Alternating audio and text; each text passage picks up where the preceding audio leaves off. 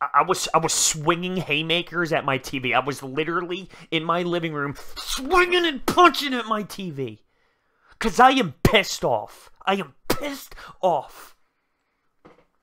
I don't want to hear it was close. These are the type of teams you're going to see in the playoffs. You're not going to blow out these kind of teams. They're well coached. Shut the hell up. Shut up.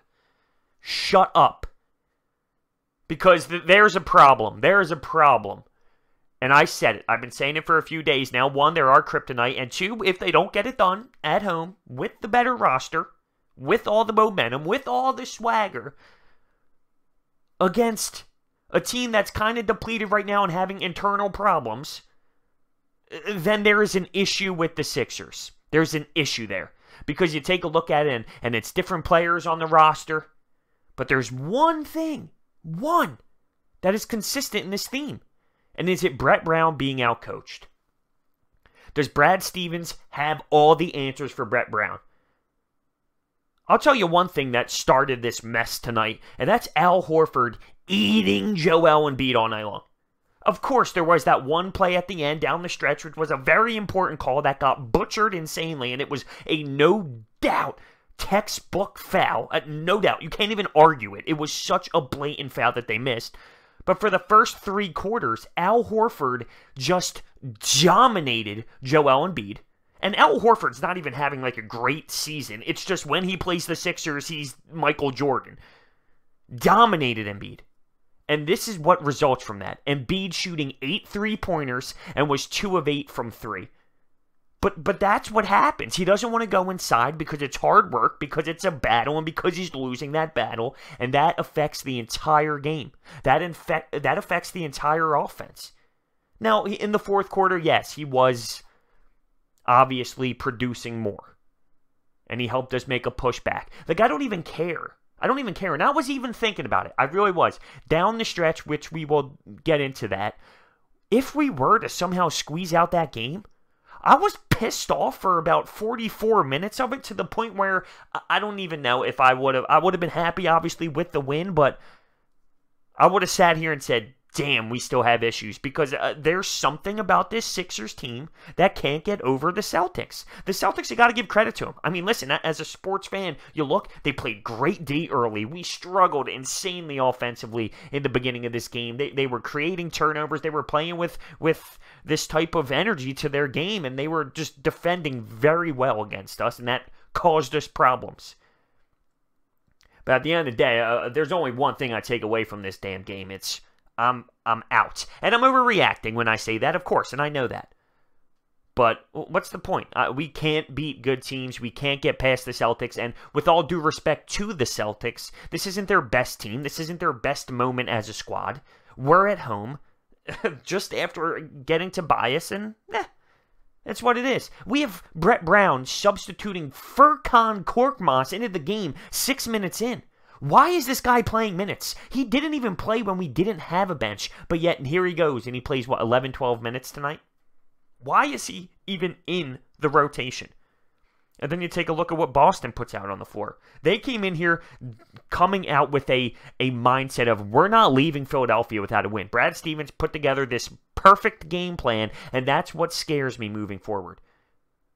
After the first half happened, and we were down 6 at half, I believe, T.J. McConnell had a little bit of a spark there in that second quarter. And the third started, and I saw some swagger come out with the Sixers. I saw us play with a little bit more pop, a little bit more speed. We go on a 9-0 run. It ends up resulting in a 20-4 run. But somehow at the end of the quarter, we're actually still down 77-74. But in that third quarter, in the beginning, I said, okay, we got some swag here. Brett Brown might have, had some mojo going with this team.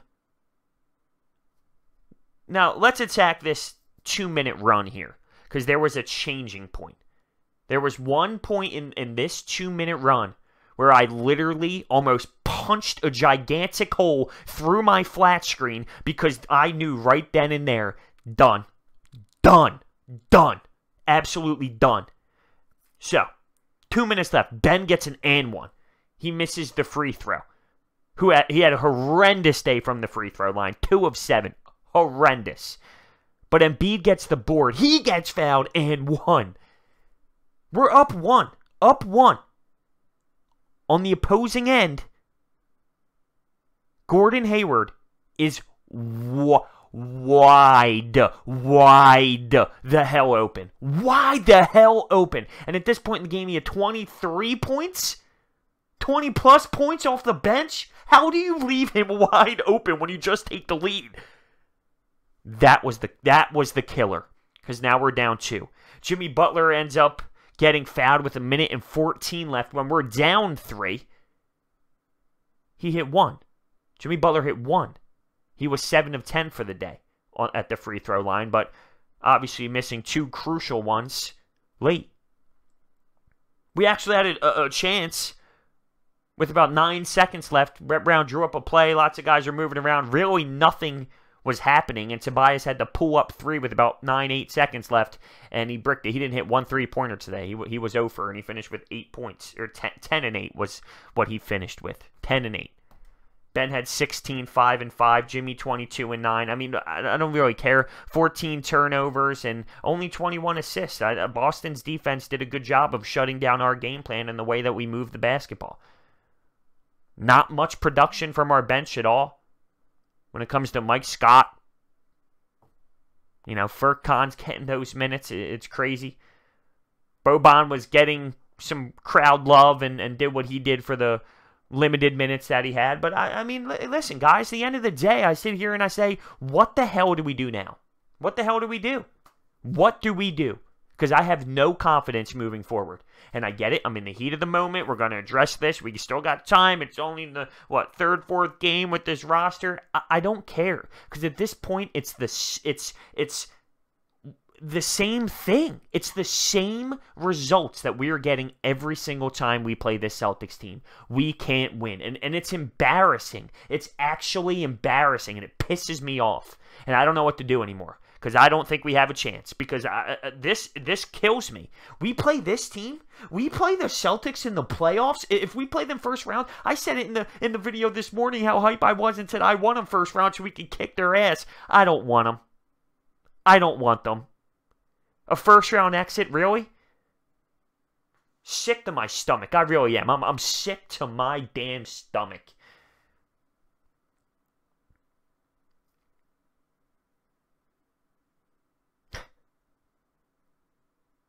It started with the Horford and Embiid battle that Horford won for 3 quarters. Now, that foul late was terrible. There was also a pretty brutal call on it was they called it a Ben Simmons travel in the post. He was literally backing down Jason Tatum.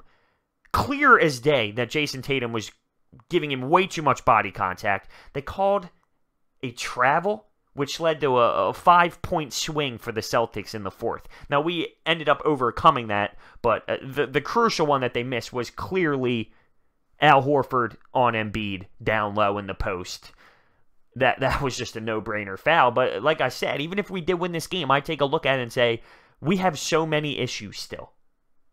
I'm not taking it's a playoff team and, you know, it's a close game and this is how it works against good teams. No, I'm not doing that. I'm absolutely not doing that. There is something wrong with the Sixers when it comes to playing the Raptors, the Celtics, the Bucks, the Pacers. I mean, anyone good, anyone actually good that we're going to have to compete with, there's a similar theme. It's losing. I despise the substitution patterns throughout this game. I thought Brad Stevens had a way better game plan than we did. When our offense was struggling, it looks like we don't know what the hell to do. Because there's times throughout that game where we had nothing clicking offensively. Nothing. The only time I really remember it going strong was that 20-4 run in the third quarter. And of course, a little bit in the fourth to kind of keep us involved. But when our offense struggles, it looks like we just are done. Just done. So my takeaways. 1, we're doomed. We're doomed. 2, Ben Simmons, free throws, just bad. Not good enough tonight. 2 of 7 is bad from the line. We just have a kryptonite. We have a kryptonite. And now I am a Brett Brown supporter, but there is a time where I say, okay, is that the issue? Is the fact that we go deep into our bench and use Furkan Korkmaz? Why? Why? Now, is that the difference in the game? No, but is there a reason for it? What's the actual logic for it?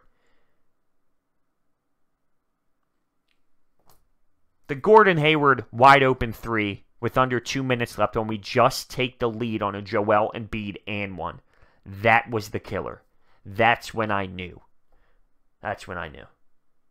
Let me know your thoughts down below. I'm just pissed.